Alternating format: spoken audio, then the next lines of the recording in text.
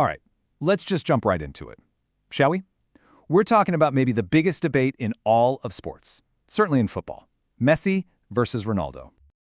I mean, seriously, for more than a decade now, this one question has been everywhere. You hear it on five-a-side pitches, in bars, pretty much anywhere football fans get together. And you know what? It's so much more than just a numbers game. So, the big question, who really is the greatest of all time? Well, to even try and tackle that, we've got to go way back to the beginning. Because we're looking at two guys from two totally different worlds with two completely different stories. Yeah, from the streets of Rosario and Madera all the way to the world stage. You had one kid, a quiet prodigy, who was so small you'd almost miss him, until he started to, well, dance with the ball. And then you had the other, this relentless athlete who basically raced the wind, building his talent from the ground up through pure force of will. So let's start in Rosario, Argentina. Picture this, a little shy kid named Lionel Messi, who was basically born with a ball glued to his feet. But here's the thing, he was diagnosed with a growth hormone deficiency, and it seriously put his future in jeopardy. His whole career, his destiny, it all came down to a promise literally scribbled on a paper napkin by a scout from FC Barcelona. You can't make this stuff up.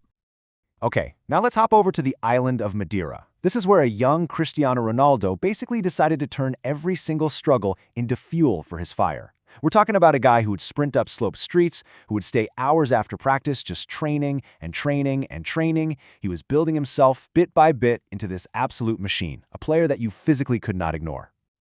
And right there, in their early years, you can see the whole story taking shape. It's like two different paths to glory, right? On one hand, you've got the discovered genius, the kid whose future was sealed with that now legendary napkin contract. And on the other hand, the self-made man, a force of nature who earned his big break in a single game. He played so well against Manchester United that their own players were telling the manager, "You have to sign this guy, now." All right, let's get into it. Let's talk numbers, because for almost 20 years, these stats have been the fuel for this entire rivalry. This is where the arguments really start.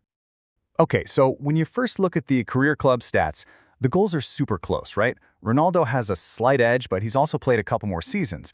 But look at the assists. That's where you see a huge difference. Messi is way out in front, over 100 more. It just shows you what a playmaker he is.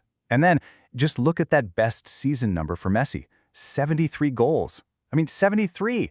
That's a video game number. It's almost impossible to wrap your head around. But then, we look at Europe's biggest stage, the Champions League, and the whole picture flips. This is Ronaldo's kingdom. He's the undisputed king here. 140 goals. That's the all-time record. There's a reason they call him Mr. Champions League. The man just shows up on those big European nights. Okay, but let's talk about the biggest stage of all, the World Cup. And there's one little number that has completely changed this whole conversation recently. This right here, this is the stat that really shifted the debate. See, for years, the big knock on both of them was the lack of a major international trophy. Then Ronaldo wins the Euros with Portugal. Messi wins the Copa America with Argentina. Awesome. But then 2022 happened, and Messi, he finally got his hands on the one trophy that had always escaped him, the World Cup. And if we're talking about individual honors, well, then we have to talk about this number, 8.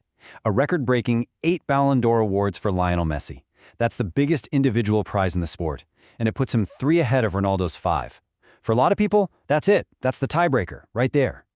But you know, it's not just about the stats and the trophies, is it? When you get right down to it, this whole debate is about two totally different ideas, two different philosophies of what it even means to be great at football. I absolutely love this quote because it just nails it. One whispers, "Come with me," the other commands, "Follow me." It's perfect, isn't it? Messi's style kind of pulls you in. It invites you to see the game his way, to see his vision. Ronaldo's style, though, it commands your attention. You have no choice but to watch his power, his will. So what we're really looking at are two different kinds of legends. You've got Messi, the artist. He's the playmaker, the genius, who finds greatness in a mesmerizing dribble or a pass that nobody else saw. He's that whisper that became thunder. Then you have Ronaldo, the conqueror. He's all about power, about athleticism, about clinical, ruthless finishing. He's the blueprint of will. So, where do we land? What's the final verdict here? Well, the truth is, there might not be a single right answer. It's not that simple. At the end of the day, it really just comes down to a choice. It's about what you, personally, value most in a player. Think of it this way. If you believe greatness is about that innate, God-given genius, that vision, that ability to make the impossible look easy, then you probably choose Messi. But if you believe greatness is about sheer will, about achieving the peak of human performance through hard work, longevity, and just dominating everywhere you go, then you're probably choosing Ronaldo. It's the artist versus the athlete. Both are valid paths to the top.